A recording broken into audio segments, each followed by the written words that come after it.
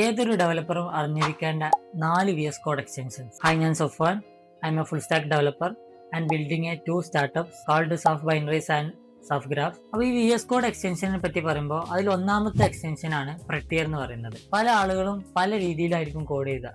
ചിലവർ line by line ആയിട്ട് എഴുതും, ചിലവർ പ്രോപ്പർ വേയിൽ എഴുതും, ചിലവർ അവർക്കൊരു ഫോർമാറ്റ് ഉണ്ടാവും. പലരും പല ടൈപ്പിലാണ് കോഡ് ചെയ്യുന്നത്. അപ്പൊ ആ കോഡിനൊക്കെ സ്പേസിങ്ങും അതേപോലെ തന്നെ സെമിക്കോളനും കാര്യങ്ങളൊക്കെ ഒന്ന് വൃത്തിയാക്കിയിട്ട് ഫോർമാറ്റ് ചെയ്ത് തരുന്നതാണ് Prettier എന്ന് പറയുന്നത്. അതേപോലെ തന്നെ രണ്ടാമത്തെ VS കോഡ് എക്സ്റ്റൻഷൻ ആണ് എറർ ലെൻസ് എന്ന് പറയുന്നത്. അപ്പോൾ എറർ ലെൻസ് എന്ന് പറയുന്നത് നമ്മളിപ്പോൾ ഒരു കോഡ് എഴുതുമ്പോൾ ആ കോഡിൽ കുറച്ച് എറേഴ്സും കാര്യങ്ങളൊക്കെ ഉണ്ടെങ്കിൽ ഓൺ ദ സ്പോട്ടിൽ ആ ഒരു ലൈനിന്റെ സൈഡിലായിട്ട് തന്നെ ഇന്നതാണ് ആ ഒരു കോഡിനുള്ള എറർ എന്ന് നമുക്ക് സ്ക്രീനിൽ കാണാനായിട്ട് പറ്റും. മൂന്നാമത്തെ എക്സ്റ്റൻഷൻ എന്ന് പറയുന്നത് CodeSnap ആണ്. സാധാരണ നിങ്ങളൊക്കെ കണ്ടിട്ടുണ്ടാവും, ചില ഡെവലപ്പേഴ്സ് ഓരോ ലൈൻ ഓഫ് കോഡും പല മീംസ് ആയിട്ടും കാര്യങ്ങളൊക്കെ ആയിട്ട് ട്വിറ്ററിലും അതേപോലെ തന്നെ ഇൻസ്റ്റാഗ്രാമിലും ലിങ്ക്ഡിനിലൊക്കെ പോസ്റ്റ് ചെയ്ത് കാണാം. അപ്പോൾ അതേപോലെ തന്നെ ഓരോ കോഡിന്റെ ബ്യൂട്ടിഫുൾ ആയിട്ടുള്ള സ്ക്രീൻഷോട്ട് ക്രിയേറ്റ് ചെയ്യുന്ന ഒരു എക്സ്റ്റൻഷൻ ആണ് CodeSnap എന്ന് പറയുന്നത്. നാലാമത്തെ ഒരു എക്സ്റ്റൻഷൻ ആണ് Thunderclient എന്ന് പറയുന്നത്.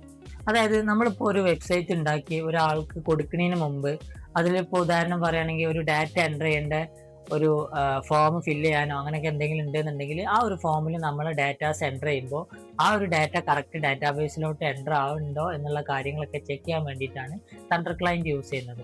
അതേപോലെ തന്നെ ചില വെതേഴ്സ് ഒക്കെ ഉള്ള ആപ്ലിക്കേഷൻ ഉണ്ടെങ്കിൽ ആ വെതേഴ്സ് ഒക്കെ ടെസ്റ്റ് ചെയ്ത് നോക്കാനാണ് ഈ ഒരു Thunderclient യൂസ് ചെയ്യുന്നത്. അപ്പോൾ ഈ VS കോഡ് ഒക്കെ നിങ്ങൾക്ക് ഇഷ്ടപ്പെട്ടെന്നുണ്ടെങ്കിൽ ഡൗൺലോഡ് ചെയ്യാം, യൂസ് ചെയ്യാം.